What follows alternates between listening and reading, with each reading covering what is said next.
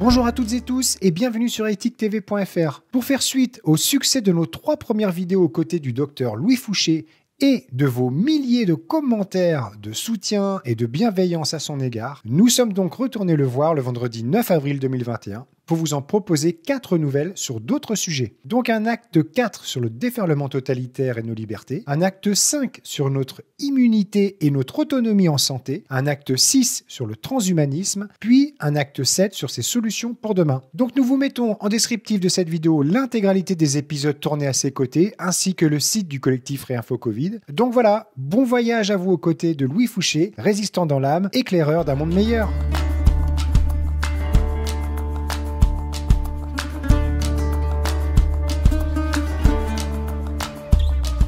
Salut Louis. Salut Stéphane, ça va? Ben super, merci beaucoup. Donc on se retrouve pour une 4e vidéo ensemble. Et cette fois-ci, je te donne la parole pour nous exprimer un petit peu tes idées pour demain, tout simplement. Voilà. Ouais, merci. C'est bien de se lancer dans cet imaginaire-là. Parce que souvent, on est dans un imaginaire en réaction, en fait. On aurait envie de se défendre contre ce qui nous agresse. Et on a du mal à aller poser une intention sur la réalité de quelque chose de désirable. J'en parle souvent, finalement, de ce qui pourrait nous réunir tous ensemble. C'est d'arriver à rêver ensemble un futur désirable. D'arriver à se dire vers quoi on a envie d'aller. C'est marrant parce que ça fait partie d'une technique d'animation de groupe qui existe, qui s'appelle le rêve du dragon. Dans le rêve du dragon, tu commences par essayer de poser le truc comme tu aimerais que ce soit le mieux possible, quoi. Ouais. Et tout est possible, le rêve complet. Puis après, tu reprends le réel de maintenant et tu dis, ok, comment on fait le chemin entre les deux? Donc finalement, il y a plusieurs éléments dans cette vidéo qu'on peut faire ensemble. C'est qu'est-ce que serait le rêve du dragon? Qu'est-ce que ce serait l'idéal, le mieux possible? Et il y a quelqu'un d'autre qui est rigolo sur Internet qui s'appelle Sadhguru. Sadhguru, c'est un gourou indien, tu vois, avec le turban et tout, un peu marrant, qui est très, très drôle parce qu'il a plein d'humour. Et il avait fait une espèce de formation gratos pour les professionnels de santé qui avaient participé au Covid. Et donc j'avais suivi le premier cours, quoi, pour voir, pour rigoler. Et dans le premier cours, il dit, mais tous les soirs et tous les matins, posez cette intention-là, où vous seriez-vous parfait, le mieux que vous pouvez. Et constatez qu'en fait, vous butez sur vos croyances limitantes.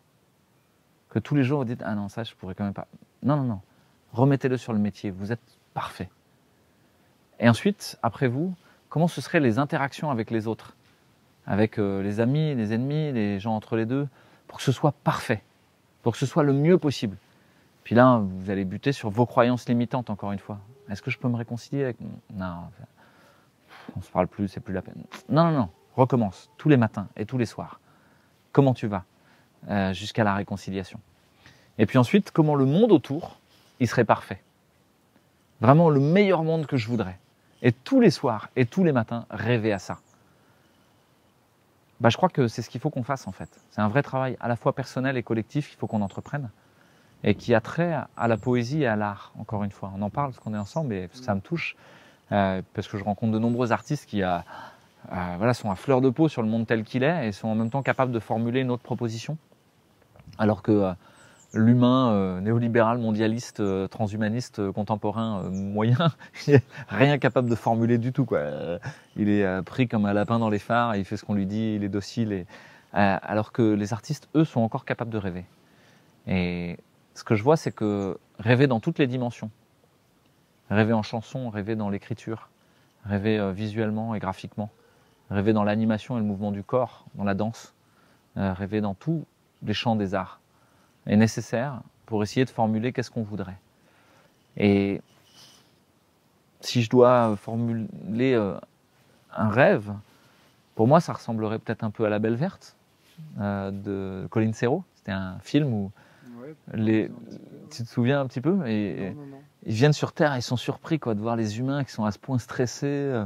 Et donc ils reconnectent, ils déconnectent, je crois. Je ne sais plus comment ils disent exactement. Ils déconnectent les humains qui d'un coup se mettent à dire la vérité, à être joyeux, à se mettre en lien, à danser, à embrasser leurs voisins, à se dire mais qu'est-ce qui est important au fond? En fait c'est ça pour moi le rêve du dragon, c'est de revenir aux besoins fondamentaux. Et c'est déjà un peu ce qu'avaient fait les colibris, c'est dire mais de quoi on a vraiment besoin?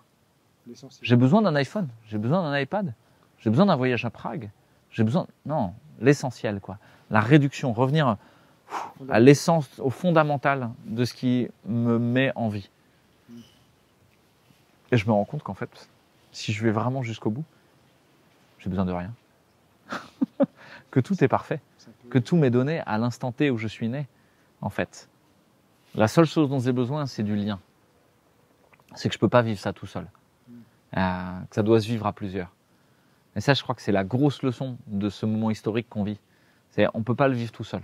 On ne peut pas changer le monde tout seul. On ne peut pas résister à la vaccination tout seul. On ne peut pas changer de système politique tout seul. On ne peut pas changer de système monétaire tout seul. Il n'y a rien que vous pouvez faire tout seul. On vous a fait croire que le bonheur, c'était de tout pouvoir faire tout seul, d'être tout puissant avec votre iPhone. On a même mis des publicités où vous aviez des super pouvoirs, en super-héros avec votre iPhone. En fait, vous ne pouvez rien. Vous ne pouvez rien changer. Et vous ne pouvez pas sortir de ce mouvement perpétuel en fait, dans lequel on est pris, mais où rien ne change. Où vous êtes pris dans un tourbillon d'informations, de transformations permanentes, mais où quand vous regardez vraiment au fond, plus rien ne change, plus rien ne bouge. Le système est comme immuable et ça nous rend absolument malheureux. Donc je crois qu'une façon de reprendre du pouvoir sur le réel, c'est de se mettre en lien avec les autres, d'avoir posé une intention qui a trait aux valeurs fondamentales, au fil rouge de ce qu'on a envie de vivre ensemble. Le fil rouge, c'est pas d'être riche, c'est pas d'être puissant. Ça n'a aucun intérêt, en fait. Dans toutes les cultures, on a dit que ça servait à rien. On le remet à zéro à chaque fois qu'on meurt. On aimerait le faire passer à sa descendance par la succession, etc. Même ça, dans la tradition juive, il y a le jubilé. Tous les 65 ans, on remet à zéro les compteurs. Ça veut dire que tout ça, c'est de la poussière, en fait. Tu es né de la poussière, tu redeviendras poussière. Donc dans ce petit espace-temps qui nous est donné, d'arriver à suivre un fil rouge qui est, moi ce que je veux c'est la paix, c'est la liberté, c'est la joie, c'est le sourire, c'est l'amour, c'est le partage, c'est la bonté, c'est la rigolade, c'est l'aventure, c'est la beauté, c'est la créativité, c'est... on peut continuer comme ça sur les choses. Et une fois qu'on a posé toutes ces intentions-là ensemble, je crois qu'on va retrouver qu'elles sont communes à une grande majorité de l'humanité. Il y a très peu de gens qui aspirent à la guerre. Et si on aspire à la guerre, il faut se poser la question, est-ce qu'il n'y a pas une différence entre la guerre et le combat? Parce que moi, je défends une voie de la non-violence, et souvent, c'est mal compris. Des gens disent, ouais, c'est un peu mièvre, en fait, vous n'avez rien changé avec la non-violence. Non, non. La non-violence, c'est être capable de tenir un rapport de force, être capable de tenir un combat. Le combat, c'est joyeux, le combat, c'est drôle, et il y a une reconnaissance de l'adversaire. Il y a l'idée même qu'à la fin, on peut même aller boire un coup ensemble, peut-être. C'est vrai en rugby, c'est vrai en boxe. C'est que, ok, on va se foutre dessus sur la gueule, mais à la fin, on va se réconcilier. Ouais. La guerre, c'est autre chose. La guerre, c'est l'éradication de l'ennemi. Tiens, ça vous rappelle peut-être le titre d'un livre récent. Ça vous rappelle peut-être le discours d'un président récent. Nous sommes en guerre. Il s'agit de vous éradiquer. C'est une illusion d'éradiquer l'autre. C'est un rêve de toute puissance. On en revient à l'hubris dont on a déjà parlé. C'est quelque chose où on transforme l'autre en chose et où, au passage, on s'autodétruit. Donc la guerre n'est pas souhaitable. Par contre, le combat, c'est-à-dire la capacité à générer un rapport de force, des gens diront de la violence, mais je crois que la violence, il faudrait aller plus loin dans la définition de la violence, être capable de générer une friction. C'est intéressant parce que quand on prend les philosophies traditionnelles tantriques, par exemple, c'est-à-dire avant les yogis, il y a très longtemps, on est en moins 1000, moins 2000 avant Jésus-Christ, un des fondements, c'est ce qu'ils appellent le tapas. Tapas, c'est quoi? C'est le frottement. C'est de frotter comme ça jusqu'à ce que ça prenne feu. Tu vas se tourner ton bâton à feu jusqu'à ce que ça prenne. C'est ça en fait le combat. C'est d'arriver à ce moment de friction, ce moment de tension, ce moment d'ascèse aussi, parce que la traduction du tapas souvent dans les traditions yogiques, c'est la notion d'ascèse. C'est-à-dire de te débarrasser des scories, de te débarrasser de tout ce dont tu n'avais pas besoin, pour revenir au diamant éternel qui va générer la flamme. Et qu'à partir du moment où la flamme est là, ça y est, on est capable de faire quelque chose ensemble. On est capable de transformer la matière, on est capable d'aller vers un futur désirable. Donc c'est ce qu'on essaye de faire, nous. C'est d'arriver à créer le rapport de force, faire jaillir le dialogue et arriver à la réconciliation. aucune crise ne finit autrement que dans la réconciliation. Si vous pensez qu'une crise se finit par des purges, se finit par du désengage de l'ennemi, de l'éradication du mal, c'est une illusion. Le mal restera là, sauf que vous devez le tamponner, avoir mis des contre-pouvoirs, être capable de le circonscrire, être capable de le refuser systématiquement et de manière renouvelée, parce que c'est un vœu collectif que vous allez faire. Donc aujourd'hui, voilà, tu me demandes ce que j'espère. Là, je suis rentré dans des considérations quasiment spirituelles, en vrai, de manière plus pragmatique et plus matérielle. Je pense qu'on a besoin d'un dénuement. On a besoin d'aller vers quelque chose où on a moins, parce qu'on a trop. Ça veut dire quoi? Ça veut dire que je fais partie des décroissants, d'une certaine manière. Mais souvent, c'est mal compris, ce terme de décroissance, ça fait peur aux gens. Oui, parce que retourner à l'âge de pierre. Voilà, exactement. Ouais. Alors, il ne s'agit pas du tout de retourner à l'âge de pierre. Il s'agit de retrouver un optimum de relation au monde. On en revient à cette relation de diplomatie. Et d'arrêter d'être dans l'idée que je vais être dans la prédation de la matière et du monde pour mon propre plaisir personnel et pour juguler mes angoisses, arrêter de souffrir et vivre mieux. Non, je vais être en relation avec le monde. Et aujourd'hui, on voit apparaître de plus en plus de gens qui sont en relation avec le monde. Les permaculteurs font ça, sont dans une juste relation. Les apiculteurs naturels, dont je fais partie, ils ne passent pas leur temps à piquer du miel aux abeilles. Et conçoivent... moi, je prends du miel aux abeilles que quand c'est un don, quand je pense qu'elles me le donnent. Et que c'est juste qu'elles vont en avoir assez pour elles, et puis un peu pour moi. Et ok, je leur donne le gîte, elles me donnent un peu le couvert de temps en temps. Et ok, c'est un échange correct. Mais si jamais je vois qu'elles ont du mal à survivre, je vais leur laisser leur miel. Parce qu'elles rendent tellement d'autres innombrables services que me donner du miel, qu'il vaut mieux qu'elles survivent. Donc, finalement, dans tout plein de champs, que ce soit l'agriculture, l'école, la vie sociale, la vie politique, le soin, mon souhait, mon rêve, mon intention, c'est qu'on revienne à cette idée de diplomatie avec le vivant et de lien. Ça veut dire quoi? Ça veut dire qu'une grande partie du système de soins dont je pourrais rêver, si je reviens sur mon champ qui est la santé, ce serait une médecine qui s'occupe de la santé et pas de la maladie, qui s'occupe du sens à donner à la maladie, à la mort, qui s'occupe de mettre en lien les humains ensemble quand il y en a un qui souffre, pour qu'ils restent ensemble. Aujourd'hui, on a interdit les visites des familles aux patients au motif du Covid. Mais en ce moment, toi, à l'hôpital, c'est interdit. Tes patients, Donc on est obligé d'outrepasser. Je passe mon temps à outrepasser cette règle en jonglant avec l'administration et les règles, parce que je suis convaincu que les patients ont besoin de leur famille. Pour guérir. Pour guérir et pour vivre, pour ce qu'il leur reste à vivre, et même s'ils en meurent. Je suis conscient, je suis persuadé que les familles ont besoin de voir la personne qui est hospitalisée. Et que c'est profondément inhumain de dire au motif d'éradiquer la maladie Covid-19, vous ne pouvez pas, on détruit la relation. On est allé très loin là-dessus, puisqu'on a dit vous n'enterrerez plus vos morts. Qu'est-ce que c'est qu'une civilisation qui n'enterre plus ses morts, en fait? Une civilisation qui va très mal.